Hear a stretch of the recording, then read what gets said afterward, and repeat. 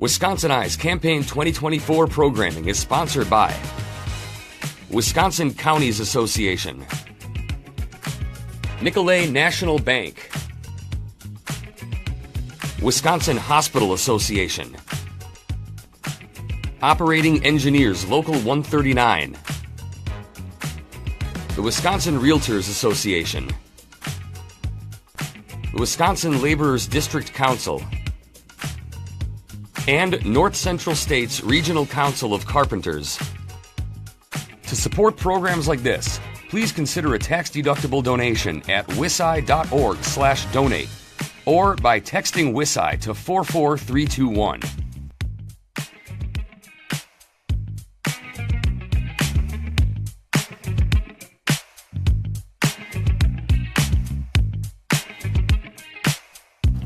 Representative Ron Tusler of Harrison is the Republican incumbent candidate for the 3rd Assembly District. The election is November 5th. Representative Tusler, welcome to WisconsinEye. Yeah, thanks for having me. Good to be here. Thanks for coming to our candidate interview. What's your campaign's key message? Why you're running again? You know, I've had an interesting year. I've been fighting cancer, and in fighting cancer, it has given me just a more openness, more kind of a different outlook on life maybe. And really what I think the people in Wisconsin uniformly want is freedom. They want freedom to be respected. I think they want freedom to freedom from unnecessary government taxes. We got to have lower taxes in this state. I think that they want freedom from government intrusion in their lives. So I really think that freedom is a big part of what we need to work toward in Wisconsin, and less situations where the government's getting involved in things like morals. If you're reelected, what's an example of a bill that you would prioritize introducing? Well, I've been working on a bill that I really believe in for a couple of years regarding a lifetime fishing license. So there's a lot of bills out there, and this is one bill that, again, I think that we ought to be able to have bipartisan support of, and we had. It actually was originally Don Verwink, a Democrat's bill, and then he gave it to me after he tried for a couple of years to do it. And the idea of a lifetime fishing license is instead of us buying a fishing license every year for $20, and a lot of us fishermen like myself and like my dad forgetting and then having to have to do it either online now with the Go Wild account or at a local store, instead of doing that, you could just buy one license and be done with it as long as you're alive. And if we set the right price, which other states have done, this is a common thing in other states. Wisconsin's an outlier that we haven't. But if we did do it, and if we did it for enough money, it would be a convenience thing that I think a lot of people would choose. We would set it at 30 times the amount of the current license. So a single year license multiplies times 30. And we take that extra money, we put it into a trust account, and then we feed the DNR that money on a yearly basis out of that trust account. And if we did that, we would not only get the advantage of having the money invested and getting a little bit extra there, we would also have the advantage of predictability. So we'd have this money now. We'd know this money is coming. It isn't a question of is anybody going to buy a license this year or not. So you'd have advantage there. It's just an option. Nobody has to do it if they don't want to. You know, it's just a theory. And people can only if they want to, they can choose it, and we'll raise more money. I mean, there'll just be more money for us to use for things like our state parks or for our fishing or for specifically with fishing licenses. We use that for our fisheries in Wisconsin, which are expensive enough, and it would be a benefit to everybody. And I've tried to get it through multiple times, and I'm going to do it again. I'm going to keep trying. Well, if you come back into the legislature, you're entering during a biennial budget year, the state's projected to have more than a $3 billion surplus. What would be your priorities for use of that surplus? Well, a surplus is only when we've taxed too much. So the problem isn't that we have extra money that we need to find a way to spend.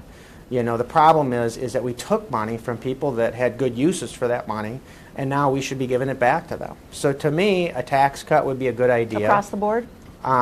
It depends on, there's different ways to do tax cuts, but to me, I want it to be a tax cut that affects everybody, that everybody notices, that everybody can appreciate. When it's $12 or something like that and you don't notice it, it's still of good, good reason but at the same time, it's better if everybody has some sort of effect on their lives, and they can see that, hey, I have $600 more to spend on my rent this month. Are there any areas of the budget that you would invest in with that budget surplus? Well, I'm sure that there are, would be the most important Priority thing to state. areas? But, to me, when I talk to people at the doors, they really want to see Wisconsinites still invest in our education system. So I'm a former teacher. I taught in the inner city in Milwaukee before law school, just for 1 year. And when I was teaching, I really learned that those relationships that teachers make with their students are really important. Obviously we all went through school ourselves, and we know what it was like from, the bottom up. And now as a parent that has 2 kids in school as well, I think that education is something that I think we all agree should be funded. Just have to be careful how we fund it. Does public schools need more funding from the state? Well, they certainly do. They certainly do. It's a matter of priority first. The question isn't necessarily should they get more funding. I am been in favor of, I've voted for the biggest budgets in Wisconsin history for education, and I've proudly done that, and I still proudly represent a good portion of the Kimberly School District, which is the #1 school district in the state of Wisconsin. So, that's something that I've been thankful I've had an opportunity to do, and I hope I continue to have an opportunity in the future. So, yes, they do need more money, but there's other things we can look at, too. For example, our hospital systems, our judiciary, a lot of our systems, our police forces. We need those things, too, and it's a complicated decision on what the priority should be, just because we always want money to go to all of these things, but which gets the preference each year is something that takes a lot of work at the budget level that we just haven't done. What about higher education? What do you, when you look at Wisconsin's 4-year, 2-year colleges, technical colleges, what does the future of that system look like, and what do you think the legislature should focus on? I think education, especially secondary education, is changing rapidly and more significantly than even people that have already graduated from it realize. I graduated from UW-Milwaukee in 2007 with my wife. And when we graduated, education at the college level was, I think, much more focused on traditional learning. But I think nowadays that isn't necessarily what education, secondary education is really being focused on. There's more efficient ways to teach our students. And some of these professors, they would rather us use these more efficient ways than for them to spend a lot of time teaching in the classroom, because they have other requirements at their job that they have to keep up with as well. So I think that we're going to see things change. I think we're going to see more money go and more interest go to our 2-year programs and our technical programs. And the 4-year programs, I think, are important and necessary, but I think we'll see those also shape into things that get people into the workforce more efficiently. And I think that's really important. A lot of folks aren't using the degrees they got in their 4-year education, and that's a waste of their money and a waste of a good portion of their life that they could have been focused on other things. What's the state's largest workforce development challenge, and how should the legislature play a role in that? Well, I think it really has a lot to do with, industries that we really need. I mean, we need to have manufacturing in Wisconsin. We need to have dairy farms. We need to have, these hardworking, boots on the ground population. That's what Wisconsin's built on. It's not a bunch of, Ivy League people in big offices, making tons of money. We're a working class state, and I think we need to focus on those working class people and getting them the education they need to be a plumber, or the education they need to be a welder. And we need to make those steps, and those are the steps that will attract businesses to the state of Wisconsin, and we need to do that. We've lost sight of that over the last 6 years, and we really need to refocus on that. Investments in public and energy infrastructure grow our state's economy. These investments also provide an opportunity to invest in our state's workforce, but currently there are no requirements for hiring local workers. Would you support a state resident hiring requirement for state, local, and utility scale infrastructure investments? No, I wouldn't. And the reason is I support the building of that infrastructure. And if we if we create unnecessary regulations and unnecessary requirements, all we're doing is we're putting that at risk. It's more likely that those things aren't going to happen, those bigger projects or smaller projects. I mean, it costs a lot of money to build a stadium. It costs a ton of money and a ton of effort and a ton of people to build Fiserv Forum, for example. And when we're working on those issues, if we create additional problems that they have to do, maybe we'll still do the project, but there'll also be situations where we can't afford it because of the extra additional unnecessary expense. So we want to try to keep our projects to be a rational amount of money that people are willing to invest so they happen, as opposed to, they get started and fail or they never happen at all. Employee classification is an issue in the construction industry. Some employers misclassify workers as independent contractors or pay them in cash off the books. This lowers costs by avoiding payroll taxes and unemployment insurance, and it puts compliant companies at a disadvantage when bidding on projects. Plus, misclassified workers may be denied minimum wage protections or overtime pay. Are you aware of this issue, and what do you think should be done about it? Sure, yeah. So in the state of Wisconsin, there's 10 requirements that you have to meet all 10 of those for you to be considered an independent contractor. Because an independent contractor, what that is, it's a person that's basically in business for themselves. So they're selling their labor to a company in exchange for the money that they receive. And it's a separate contract, it's a separate system, it's a separate deal than it really is an employee that's kind of going in and saying, look, I'll be here when you tell me to, and I'll do what I need to. So because we already have this 10-point classification system that you have to meet each one of them to be an independent contractor, it's not that easy to be an independent contractor. It's not that easy for a person to avoid our taxes already, our employment taxes. So when people are making that effort, when they're making sure that they meet all 10 of those requirements, and I can't recite them off the top of my head, but you can look them up, when somebody's making that kind of effort, it's intentional for the most point, and we really don't want to discourage people from selling their labor independently. The issue is that maybe they need some more education. Maybe there could be a requirement to these businesses that they educate these folks on the fact that they're going to have to pay taxes on their income that isn't being withdrawn from their paycheck because it's not really a paycheck. Things like that, those issues, those are good ideas for people to teach their employees, but it's really a separate system. It isn't really like some sort of problem necessarily that the state has. Affordable rental housing is an issue in Wisconsin. Some have proposed government-imposed rent control to maintain affordability, while others argue keeping rent artificially low will decrease rental supply, resulting in increased prices. What's your sense of housing as an issue and which best addresses rental housing affordability? Is it rent control, building more rentals, or some other solution?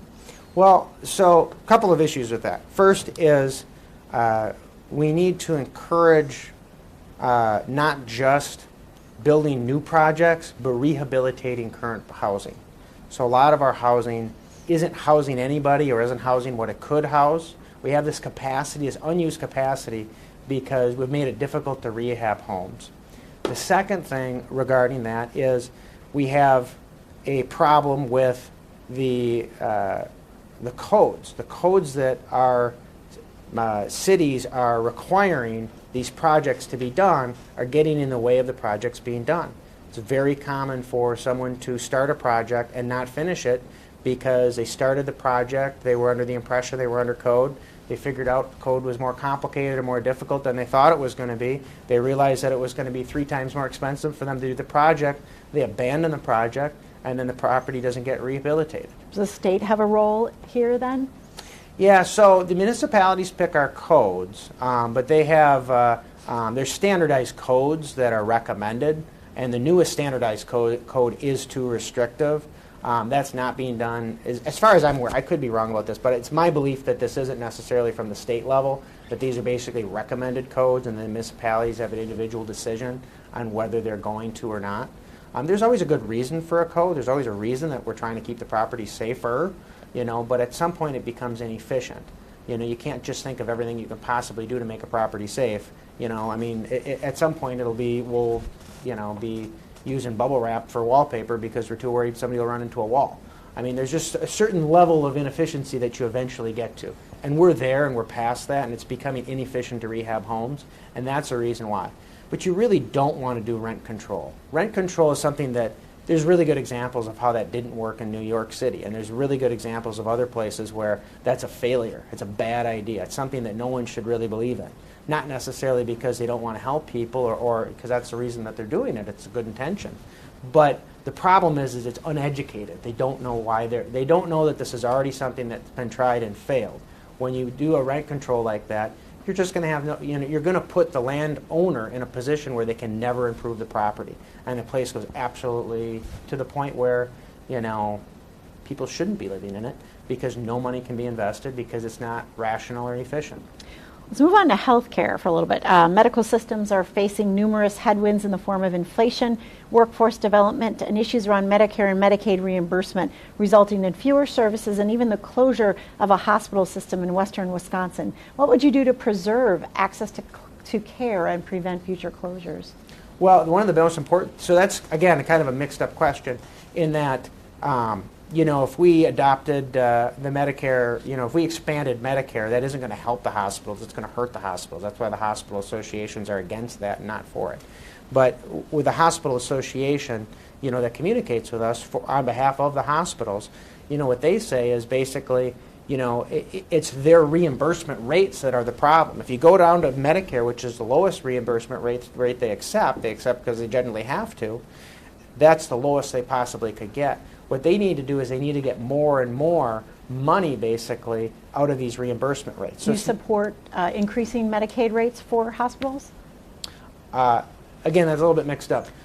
So if we increased what Medicare and Medicaid is paying hospitals for their work, yeah, of course, because, again, that would support our hospitals. Mm-hmm. I'm in favor of anything that increases the amount of money that the hospitals are getting, so that they can pay for the things that they need to pay for. That's why rural hospitals are closing. We're not going to lose our main hospital in Appleton. We're not going to lose the main hospital in Green Bay. That isn't that close to happening.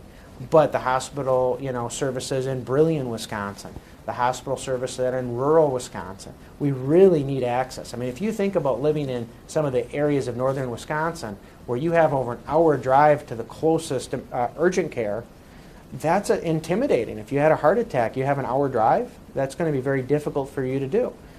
So there's some real needs for these rural services, and the way to get the rural services is really to make it worth your while, to encourage people through the free market. What about mental health care? What are you hearing on that issue? What needs to happen with that? Well, we did a big investment, I think it was 2 budgets ago. I think it would have been the 2021 budget. We did a real big investment in mental health, and I really think that it's a big portion. We have to have the right mental health services, but mental health services is something that I think is just people are learning more and more about, and we're also getting more efficient with, in that a lot of those services have gone online now. A lot of psychologists now work not necessarily in person, but through video services, and that has been a benefit and an improvement in the care that people have, access that people have had. Do you see a need for more investment, or you think what's happened is working? Well, I'd like to see more, especially in the education system. I think our if you can get at some of these issues at a younger level, I think you can, put a person in a better, not only trajectory in life, but also, save years of their lives. If they're troubled by something and we can save, some of the golden years, not golden years, but some of the most special years of your life, we ought to. What about abortion policy? How should Wisconsin move forward on that issue? Well, it's an issue that is really disappointing because this is a situation, we're in a situation right now where the Democrats are bringing a bus to try to promote abortions in person at their DNC. It's really scary because it used to be, just in my lifetime, I'm not that old, I'm 40 years old, just in my lifetime it used to be safe, rare, and legal. That was the term.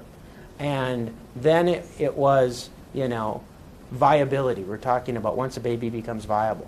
Now we're talking about up till birth. Up What till should birth is Wisconsin's radical. policy be? I think we're at 20-week limit currently. Well, I think that we should limit abortions as much as we possibly can. But what does that mean?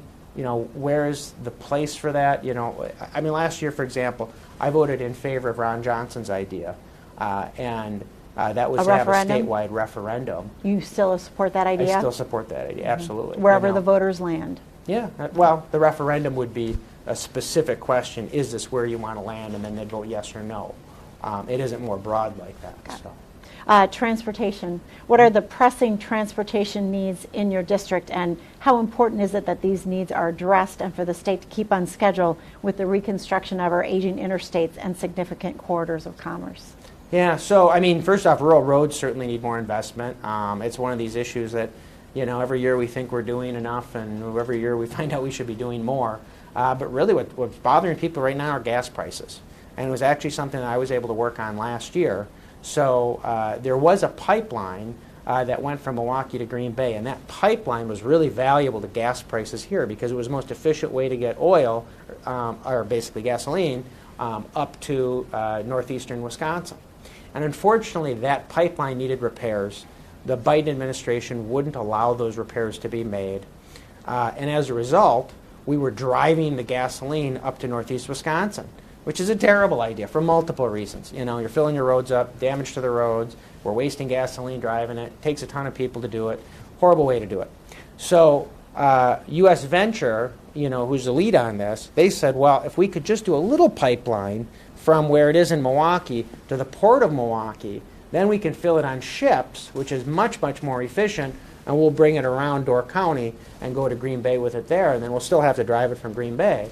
But we find this to be much more efficient than doing this transportation back and forth.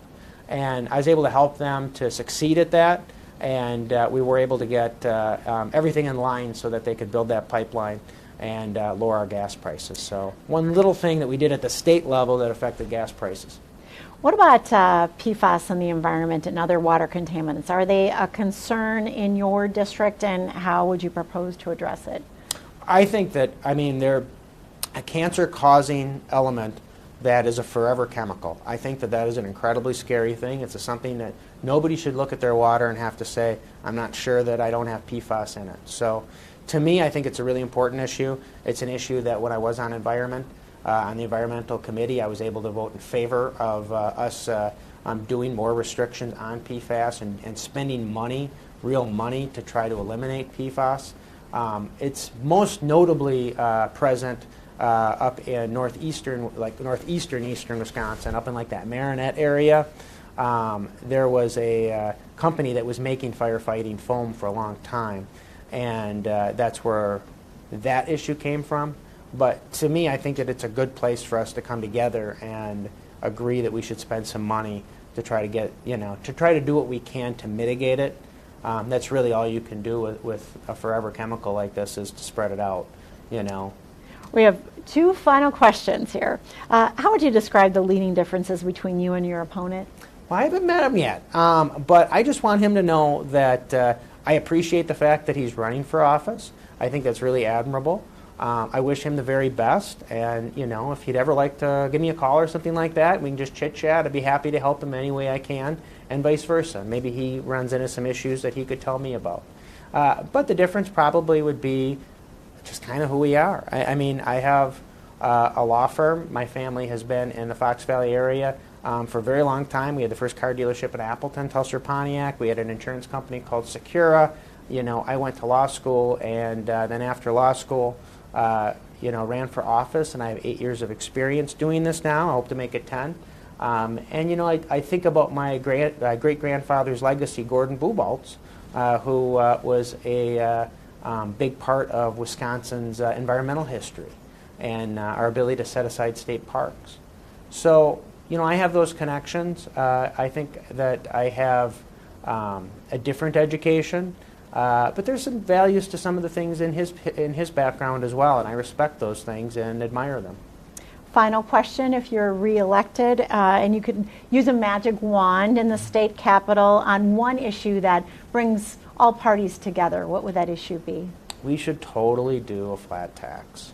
A flat tax would it's still, if you're spending more money, you're getting taxed more, so it's still an equitable way to tax, but it would be a way that would be so much simpler and so much easier and equally equitable, and I think it would be something that would, I think, compared to what people are paying in their taxes and seeing this money get taken out of their paycheck, it would be something that would tax them on their spending, not necessarily tax them on their income. And I think it would encourage them to save more. I think it would encourage them to work more and get more income coming in.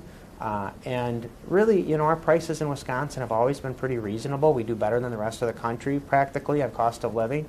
And if we moved it away from income and we moved it toward spending, I don't think it would really damage that cost of living advantage that we have in Wisconsin. So, and I think it would help us attract businesses here too, which are really expecting this at this point. They don't want to move to states that have a lot of income tax. Well, thank you, Representative Ron Tusler of Harrison, the Republican candidate in the 3rd Assembly District. The election is November 5th. Representative Tusler, thank you for talking with WisconsinEye. Yeah, thank you. It's been a pleasure. This programming is brought to you by our generous sponsors. Thank you for watching.